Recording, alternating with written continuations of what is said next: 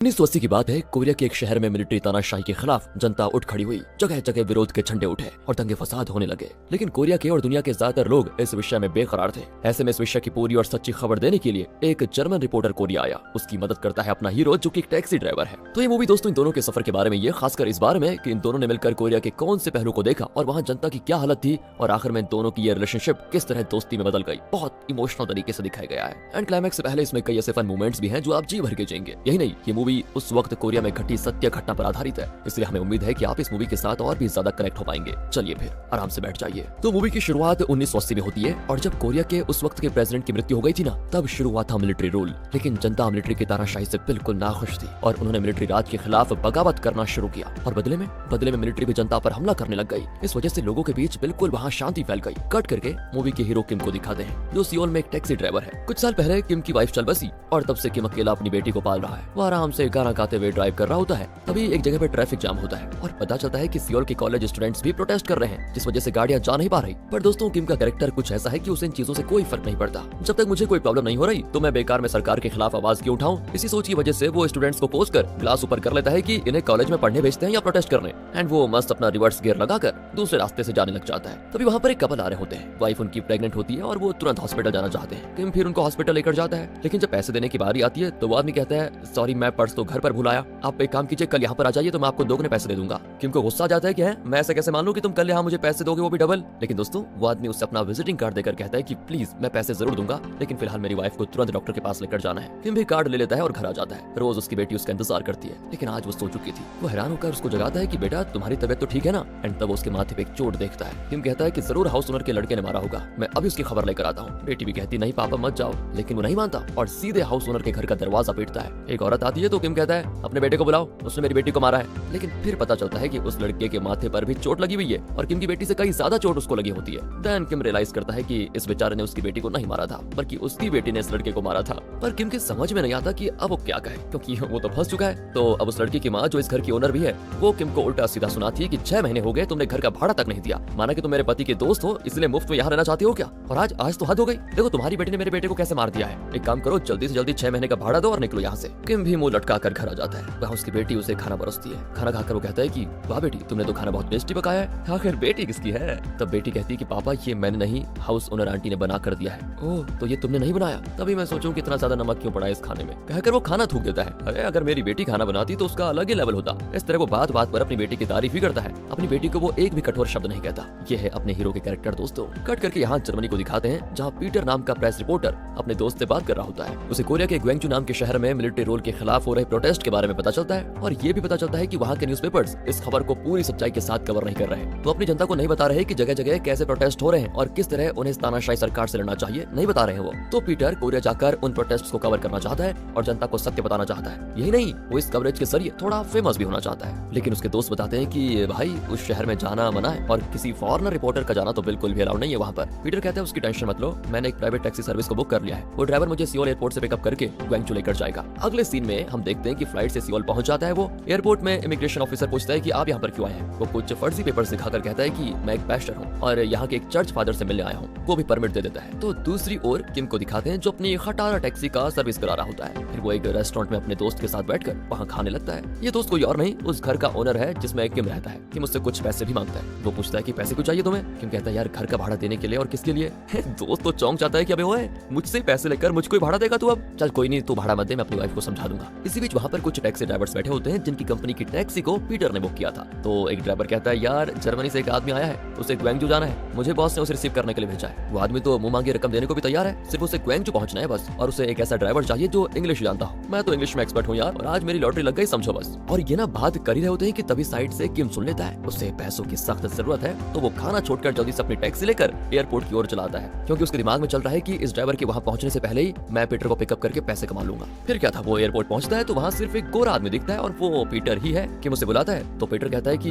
मैंने तो कंपनी की गाड़ी बुक की थी। कि अरे आप समझे नहीं, उस कंपनी के ड्राइवर को इंग्लिश नहीं आती सर, इसलिए मुझे भेजा है। मैं देखो कमाल की इंग्लिश बोलता हूँ। इस तरह उससे कन्विंस करके वो पीटर को गाड़ी में बिठा लेता है और ग्वेंगचू की ओर आने लग जाता है। रास्ते भर वो अपनी टूटी फूटी इंग्लिश में पीटर का पूरा सर खा रहा होता है। पीटर भी कहता है कि देखो पहले तो तुमने झूठ बोला कि तुम्हें इंग्लिश आती है, और अब मेरा सर मत खाओ, मैं बता रहा हूँ। वो बंद करके चुपचाप गाड़ी तेज चलाओ। किम भी अपनी स्पीड बढ़ा देता है, लेकिन ग्वेंगचू के बॉर्डर में ना सोल्जर्स रोड ब्लॉक करके रखते हैं। वो कहते हैं कि क्या तुम नहीं जानते कि ग्वेंगजू शहर को सील कर दिया गया है, कोई अंदर नहीं जा सकता। किम को मजबूरन गाड़ी घुमानी पड़ती है। पीटर तो अब गुस्सा करता है कि तुम कुछ भी करो लेकिन मुझे ग्वेंगजू के अंदर पहुंचा दो वरना एक पैसा नहीं दूंगा। किम कहता है कि sir I experience big city, I all Korea route, I know sir, Dubai sheikh my customer. इस तरह न जाने वो पीटर को इम्प्रेस करने के लिए क्या क्या कह रहा होता है दोस्तों। फिर वो खेतों के बीच से कहीं जाने लग जाता है। अब रास्ते की बात है तो एक बुजुर्ग से वो पूछता है कि दादू मुझे ग्वेंगजू जाना है, यहाँ से कोई रास्ता है क्या? वो कहते हैं यहाँ से सीधा जाओगे तो पहाड़ का एक रास्ता आएगा, सड़क नहीं है लेकिन वहाँ से ग्वेंगजू पहुंच सकते हो। एंड किम भी उसी रास्ते से जाने लगता है। वो पीटर से थोड़ा कैजुअली पूछता है कि सर वैसे आप यहाँ किस काम से आए हो? पीटर भी कह देता है कि नन ऑफ ए बिजनेस। लेकिन किम को तो बस आधी अधूरी इंग्लिश आती है। वो समझ बैठता है कि पीटर कोई बिजनेस करने आया है। एंड उस रास्ते पर मिलिट्री चेक पोस्ट होता है। किम नीचे उतरकर कोरियन सोल्जर से कहता है दिस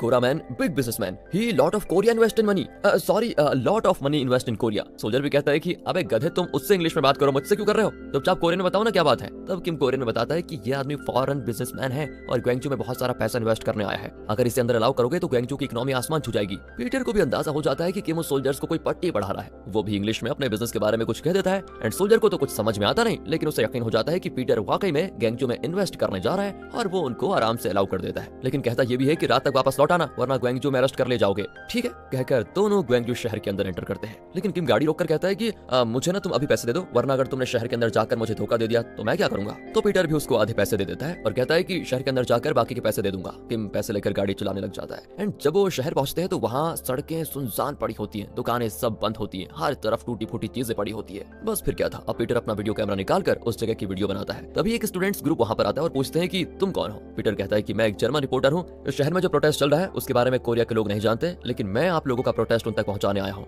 ये सुनकर तो वो बड़े खुश हो जाते हैं कि चलो कोई तो है जो उनके स्ट्रगल को समझता है। वो पीटर को अपनी गाड़ी में ले लेते हैं कि चलिए सर हम आपको शहर दिखाते हैं। तब जाकर किम रियलाइज करता है कि पीटर कोई बिजनेसमैन नहीं है बल्कि एक रिपोर्टर है। किम को गुस्सा आता है कि पीटर ने उससे झूठ बोला लेकिन रात होने से पहले इन्हें शहर से बाहर जाना होगा। पर किम तो पीटर को स्टूडेंट्स के साथ छोड़कर खुद सियोल लौटने लगता है। रास्ते में एक बुजुर्ग लिफ्ट मांगती है लेकिन किम गाड़ी रोकता ही नहीं। लेकिन फिर ना वो साइड मिरर में देखता है तो वो बुजुर्ग बेचारी सड़क पर बैठकर रो रही है। किम को बुरा लगता है और वो गाड़ी घुमाकर उस औरत को लिफ्ट देता है। फिर वो पूछता है कि आप रो क्यों रही है? बुजुर्ग कहती है बेटा सुबह मेरा पोता प्रोटेस्ट करने निकला और अभी तक घर नहीं लौटा, शायद उसे सोल्जर्स ने मारा है और मुझे लगता है अभी हॉस्पिटल में है, उसी को देखने जा रही हूँ। किम कहता है अरे फिक्र मत करो मैं आपको हॉस्पिटल पहुंचा दूंगा। वो उस औरत को हॉस्पिटल पहुंचा देता है। वहाँ कई लोग मर चुके थे। बुजुर्ग तो हर लाश को देखती है कि कहीं ये उसका पोता तो नहीं। एंड तब उसका पोता आ जाता है, उसे भी थोड़ा चोटें लगी होती है। बुजुर्ग तो उसको मारने लगती है कि कहाँ चले गए थे तुम, मुझे देखो ये भला आदमी यहाँ पर लेकर आया था, इन्हें थैंक यू कहो। पोता भी किम को थैंक करता है। एंड फिर किम वहाँ से निकलने वाला होता है कि इतने में पीटर एक स्टूडेंट के साथ वहाँ पहुंच जाता है। वो भी किम को खूब डांटता है कि अच्छा तुम मुझे छोड़कर कहाँ चले गए थे। किम कहता है कि एक बात सुनो, मेरा काम था आपको ग्वेंगजू में छोड़ना है ना,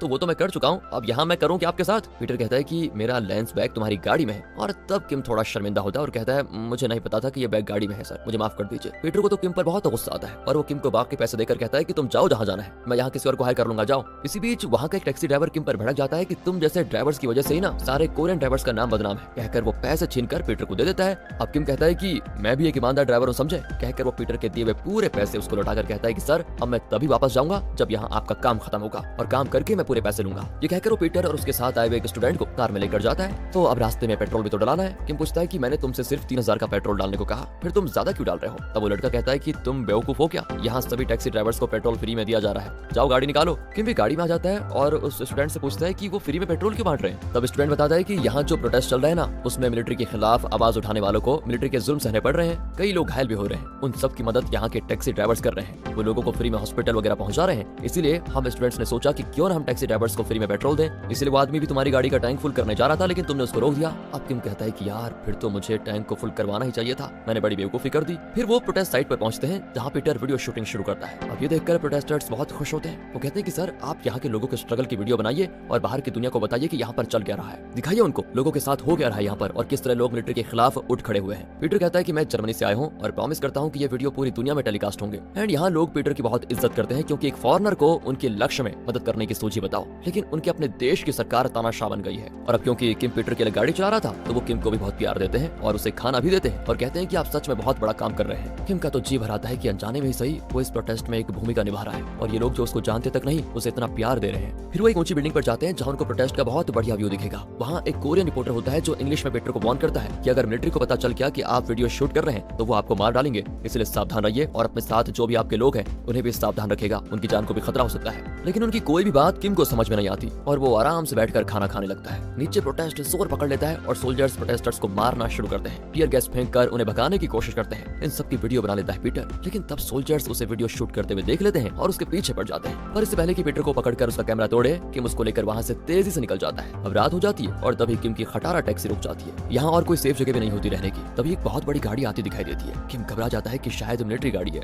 लेकिन वो टैक्सी ड्राइवर आया होता है जिसने हॉस्पिटल के आगे किम के साथ लड़ाई की थी, याद है ना आपको। वो कहते हैं कि यहाँ खड़े रहोगे तो खतरा है, चलो मेरे साथ। ये कहकर वो उनकी गाड़ी को टो करके अपने घर लेकर जाता है। वहाँ वो गाड़ी को ठीक करने लगता है। तब पीटर किम को कुछ पैसे देता है कि आज तुमने मेरी बहुत मदद की, मेरा काम भी पूरा हो गया और मेरी जान भी बच गई। लेकिन किम तो सबके सामने ये दिखाना चाहता है कि वो ये सब कुछ पैसे के लिए नहीं कर रहा। वो पीटर की शर्ट पकड़ लेता है कि मैंने तुमसे कब पैसे मांगे हैं, मुझे पैसे देकर जलील करना चाहते हो क्या। एंड किम तो इसलिए भी गुस्सा हो जाता है क्योंकि वो अपनी बेटी से कभी दूर नहीं रहा, लेकिन आज रात वो अपनी बेटी से दूर यहाँ पर फंसा हुआ है। वहाँ बच्ची अकेली है घर में बेचारी। फिर बाकी के लोग किम की बातें इंग्लिश में ट्रांसलेट करके पीटर को बताते हैं। वो किम का दर्द फिर समझ जाता है। फिर सभी मिलकर खाना खाते हैं। किम पीटर से माफी भी मांगता है कि सॉरी मैं कुछ ज्यादा ही बोल गया। थोड़ी देर के बाद नाच गाना करते हैं और ये रिलैक्स हो जाते हैं। इसी बीच बाहर के एक न्यूज़पेपर ऑफिस को दिखाते हैं जहाँ कल का न्यूज़पेपर प्रिंट हो रहा है। उसमें आज हुए प्रोटेस्ट के बारे में और किस तरह सोल्जर्स ने प्रोटेस्टर्स को मारा, ये सब कुछ फोटो सहित छपरा होता है। लेकिन ये बात तो मिलिट्री को पता चल जाती है और वो उस रिपोर्टर को पकड़कर उसे प्रेस ऑफिस के आगे आग लगा देते हैं। आवाज को सुनकर ये लोग बाहर जाते हैं तो पीटर इस घटना को भी कवर करना चाहता है कि देखो प्रेस की आजादी भी इस देश में नहीं है, इस कदर है मिलिट्री की सख्ती यहाँ पर। पीटर उस जगह जाकर वीडियो लेने लगता है और किम और दो स्टूडेंट्स भी उसके साथ होते हैं। लेकिन तभी सोल्जर्स किम को वीडियो लेते हुए देख लेते हैं एंड वो समझ जाते हैं कि पीटर एक फॉरेनर है और अगर वो ये वीडियोस अपने देश जाकर रिलीज करेगा तो पूरी दुनिया कोरिया की मिलिट्री तानाशाही पर सवाल उठाएगी। इसलिए वो पीटर को पकड़ने के लिए भागते हैं। एक स्टूडेंट पीटर और किम को वहां से जल्दी भेज देता है और कहता है हमें कुछ भी हो जाए लेकिन आपकी वीडियोस को कुछ नहीं होना चाहिए और आपको भी, इसलिए आप जल्दी निकलिए यहाँ से। किम और पीटर बिल्डिंग के ऊपर भाग जाते हैं। सोल्जर्स उस स्टूडेंट को पकड़ लेते हैं और उसे टॉर्चर करते हैं कि बताओ वो गोरा कहाँ है वरना तुम्हें मार डालेंगे। लेकिन दोस्तों वो पक्का होता है, वो कुछ नहीं कहता। तभी किम और पीटर ऊपर से ये सब कुछ देख रहे होते हैं। सोल्जर्स कहते हैं कि चुपचाप वीडियो कैमरा हमें दे दो वरना इस लड़के को गोलियों से भून डालेंगे।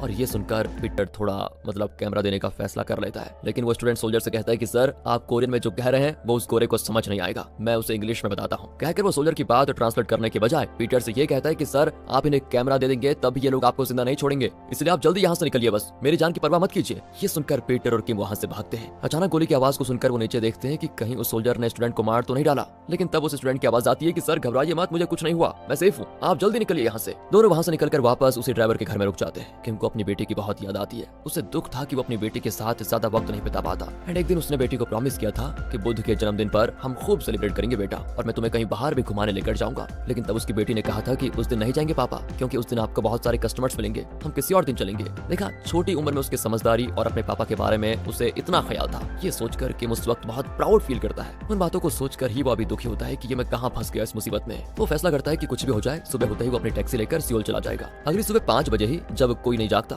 तभी किम चुपके से अपनी टैक्सी लेकर वहाँ से निकलने वाला होता है। लेकिन तब वो ड्राइवर जिसके घर पे ये लोग ठहरे थे वो आ जाता है। वो किम को कुछ पैसे देता है और कहता है गाड़ी मैंने ठीक कर दी है और स्पेयर पार्ट्स भी चेंज कर दिए हैं, मैं जानता हूँ तुम्हें अपनी बेटी की कितनी फिक्र हो रही है, इन पैसों से उसके लिए कुछ खरीद लेना। ये सब कुछ देखकर किम का दिल भर आता है। वो वहाँ से निकलता है और जब वो ग्वेंगजू के पास एक टाउन में पहुंचता है ना तो सबसे पहले वो एक टेलीफोन बूथ से अपनी बेटी को कॉल करके कहता है बेटा मुझे एक कस्टमर को ड्रॉप करने में देरी हो गई इसलिए घर नहीं आ पाया, लेकिन अब मैं घर आ रहा हूँ, तुम फिक्र मत करो। कहकर वो कॉल काट देता है और उसके लिए प्यारे से शूज खरीदता है क्योंकि उसने शूज मांगे थे ना। फिर वो एक होटल में खाना खाने जाता है। इस टाउन के लोगों को जरा भी आइडिया नहीं होता कि ग्वेंगजू की असली स्थिति क्या है। वो उल्टा प्रोटेस्टर्स को ताना मार रहे होते हैं कि सरकार सबके लिए कितना कुछ कर रही है, लेकिन ग्वेंगजू के लोग बस प्रोटेस्ट ही कर रहे हैं, एकदम बेकार लोग हैं। अब इनकी बेखबरी देखकर किम को बहुत दुख होता है क्योंकि वो अभी अभी ग्वेंगजू की असली सिचुएशन को देख कर आ रहा है। इतना ही नहीं, किम देखता है कि न्यूज़पेपर्स में भी सरकार के सपोर्ट में न्यूज छपी हुई है जहाँ पे लिखा होता है कि सरकार जनता के लिए कितना कुछ कर रही है लेकिन जनता खामखा विरोध कर रही है। किम अब सच में बहुत परेशान हो जाता है। वो सियोल की ओर निकलता है लेकिन वो अंदर ही अंदर घुट रहा होता है कि ग्वेंगजू में इतना बड़ा विरोध चल रहा है, जनता की शक्ति को तानाशाही सरकार दबाई जा रही है, लेकिन मैं कितना सेल्फिश हूँ,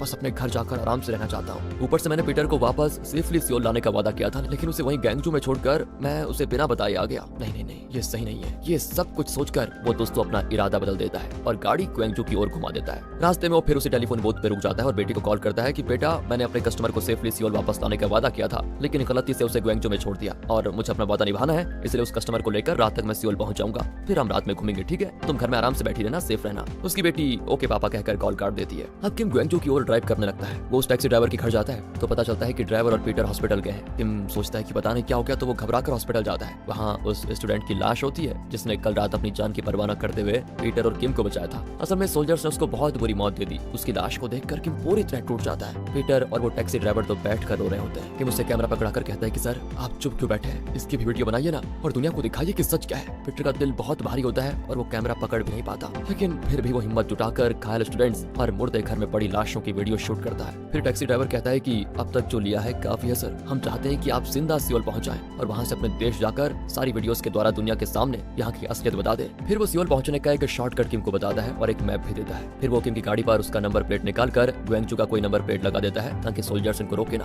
पीटर का दिल भी टूट चुका था क्योंकि सिर्फ 2 दिन में उसने इतना खून देखा कि उसकी हालत खराब हो जाती है। मिलिट्री के हाथों इतनी घिनौनी मौतें देखी उसने। अब वो फिर से उसी मिलिट्री चेक पोस्ट पर पहुंचते हैं। किम फिर वही झूठ दोहराता है कि पीटर एक बिजनेसमैन है जो ग्वेंगचू में इन्वेस्ट करने आया था और अब उसे वापस सियोल पहुंचना है, लेकिन सोल्जर टिकट चेक करना चाहता है। किम भी उसको खोलकर दिखाता है, लेकिन वो एक बात भूल गया था कि जब उस टैक्सी ड्राइवर ने नंबर प्लेट बदला तो किम का ओरिजिनल नंबर प्लेट उसने टिक्की में रख दिया। अगर सोल्जर ने देख लिया तो किम के साथ बहुत बुरा होगा। वो सोल्जर भी नंबर प्लेट देख लेता है, लेकिन लगता है वो भला आदमी है और अपने सीनियर से कहता है कि सर डिक्की में शक करने जैसा कुछ नहीं है, आप इनके लिए बैरिकेड्स हटा दीजिए। वो बैरिकेड्स हटा ही रहे होते हैं कि तभी वॉकी टॉकी पर मैसेज आता है कि एक गोरा आदमी प्रोटेस्ट की वीडियोस लेकर जा रहा है, उसे ब्लॉक करो। एंड की बात किम के कान में भी पड़ जाती है और वो तुरंत बैरिकेड्स तोड़कर वहां से निकल जाता है। लेकिन सोल्जर्स भी अपनी जीप से इनका पीछा करते हैं और तब वहां दिल को छू लेने वाली एक बात होती है। ग्वेंगचू के सारे टैक्सी ड्राइवर्स इनकी मदद के लिए आ जाते हैं। वो सभी अपनी टैक्सी को किम की गाड़ी के इर्द गिर्द चलाने लगते हैं ताकि मिलिट्री जीप किम की गाड़ी को रोक ना पाए और पीटर और किम की जान खतरे में ना पड़े। वो कहते हैं कि हमें कुछ भी हो जाए लेकिन आप लोगों का सियोल पहुंचना बेहद जरूरी है, सिर्फ आप ही हमारे लोगों के स्ट्रगल को दुनिया का सपोर्ट दिला सकते हैं। अचानक वो गाड़ी को रिवर्स करने लगता है और पीछे आती मिलिट्री जीप से टकरा जाता है और जीप उल्टा हो जाता है। इस तरह तो कुछ लोग मारे भी जाते हैं। किम को ये सब कुछ देखकर बड़ा दुख होता है, लेकिन किम और पीटर किसी तरह सियोल पहुंच ही जाते हैं। लेकिन इसी बीच मिलिट्री ऑफिसर्स एयरपोर्ट को कॉल करके पता लगाने को कहते हैं कि पीटर कल सुबह 10 बजे की फ्लाइट से जर्मनी जाने वाला है। वो कहते हैं कि उसे एयरपोर्ट पे पकड़ कर रखो, वो यहाँ से निकल ना पाए। लेकिन पीटर जानता था कि ये कल सुबह उसको पकड़ने वाले हैं, इसीलिए वो उसी रात की फ्लाइट में एक टिकट बुक कर लेता है। लेकिन जाने से पहले वो किम और उसकी बेटी के लिए कई कपकेक्स और स्वीट्स खरीद कर देता है और कहता है कि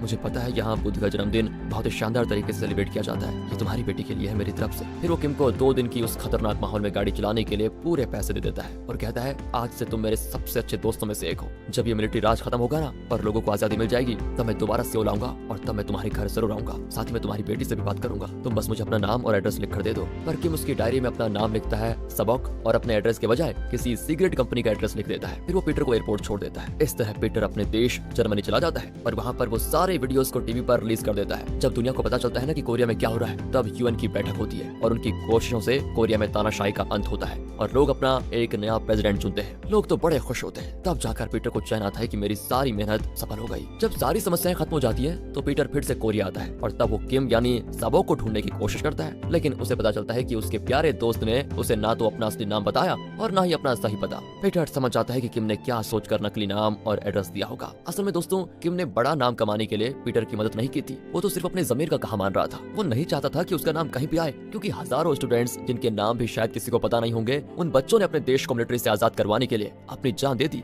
ऐसे में वो सोचता है कि मैं क्यों डंका बजाऊं कि मैंने किसी रिपोर्टर की मदद की। यही सोचकर किम ने अपना असली नाम और पीटर को अपना असली पता नहीं बताया। पीटर भी ये समझ जाता है और उसे किम पर बड़ा गर्व होता है। दुख भी होता है उसको कि वो किम से दोबारा नहीं मिल पाएगा। कट करके यहाँ से लगभग 20 साल के बाद की कहानी होती है। 2003 की बात है। पीटर को कोरिया के प्रोटेस्ट को दुनिया के सामने लाने के लिए कई अवार्ड्स दिए जाते हैं। एक अवार्ड सेरेमनी में वो बताता है मैं तो सिर्फ एक जरिया था, असली श्रेय तो उस टैक्सी ड्राइवर को जाता है जिसने अपनी जान की परवाह न करते हुए अपने लोगों की आजादी दिलाने में मेरी मदद की। लेकिन दुख की बात यह है कि मैं तो उसका असली नाम भी नहीं जान पाया आज तक। मैं जब भी कोरिया जाता हूँ तो हर बार उसे ढूंढने की कोशिश करता हूँ, लेकिन आज तक मैं असफल रहा। साबो, अगर तुम मेरा इंटरव्यू किसी न्यूज़पेपर में पढ़ो, प्लीज एक बार मुझे कांटेक्ट कर दो, मैं तुमसे फिर मिलना चाहता हूँ। कट करके किम को दिखाते हैं जो आज भी टैक्सी चलाता है। वो एक लड़के को उसके घर ड्रॉप करता है। वो लड़का उतर जाता है। किम देखता है कि वो एक न्यूज़पेपर किम की गाड़ी में छोड़ गया। वो लड़के को आवाज देता है लेकिन उसको सुनाई नहीं देता। फिर वो न्यूज़पेपर को फेंकने वाला होता है, लेकिन तब वो देखता है कि उसमें पीटर का इंटरव्यू छपा हुआ है जिसमें पीटर ने कहा था कि प्लीज साबोक, मैं तुमसे मिलना चाहता हूँ, मुझे कांटेक्ट करो प्लीज। लेकिन किम उससे कांटेक्ट नहीं करेगा क्योंकि किम नहीं चाहता कि वो एक नेक काम में मदद करने की वजह से नाम कमाए। वो तो बस इस बड़ी दुनिया में एक अनजान टैक्सी ड्राइवर बनकर जीना चाहता है। इसीलिए वो अपनी टैक्सी में अगली सवारी की तलाश में निकल पड़ता है। और इसी के साथ अ टैक्सी ड्राइवर नाम की ये मूवी यहाँ होती है खत्म। और जैसा कि मैंने कहा था ये रियल लाइफ पर आधारित मूवी है, तो मूवी के एंड में एक वीडियो प्ले किया जाता है। ये है दोस्तों रियल लाइफ पीटर जो 2016 में चल बसे, लेकिन मरने से पहले 2015 में उन्होंने ये वीडियो रिकॉर्ड की थी जिसमें उन्होंने फिर आशा की थी कि वो किसी भी तरह साबोक से मिलना चाहते हैं, लेकिन आखिर तक उनकी ये आशा पूरी नहीं हुई। 2 दिनों की इनकी दोस्ती बहुत गहरी थी, लेकिन ये दोनों फिर कभी नहीं मिले। हमें उम्मीद है ये मूवी आपको